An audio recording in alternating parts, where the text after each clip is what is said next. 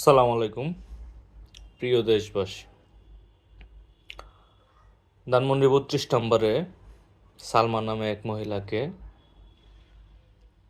বেধড়ক মারধর করা হইল।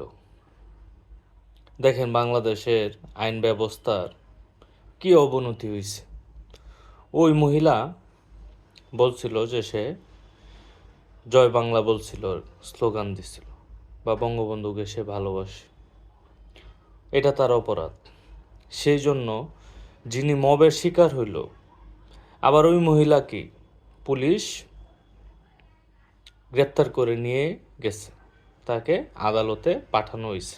আদালত আবার তার জামিন নামঞ্জুর করছে। এই হলো বাংলাদেশের অবস্থা। বাংলাদেশে আইন বলতে কিছু নেই, বিচার বিভাগ ধ্বংস হয়ে গেছে। আবার একটা শ্রেণী বলবে যে আওয়ামী লীগ মারলে ভালো, আওয়ামী লীগকে মারার লাইসেন্স আছে, এই সরকার লাইসেন্স দিয়ে দিছে।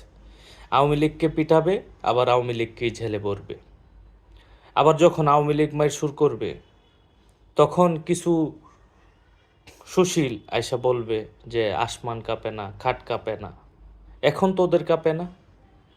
হ্যাঁ, এখন যে আওয়ামী লীগের উপর এই অন্যায়, অবিচার, অত্যাচার হইতেছে, সাধারণ মানুষ আওয়ামী লীগের পক্ষে বললেই তাদেরকে বেদারুক পেটানো হইতেছে, পিটিয়ে আবার জেলে জেলে ভরে দেওয়া হচ্ছে।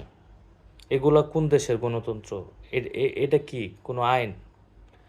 এই সুৎকুর ইউনুচ্ছা ইউনুচ্ছা এই দেশটারে ধ্বংসের পথে নিয়ে গেছে।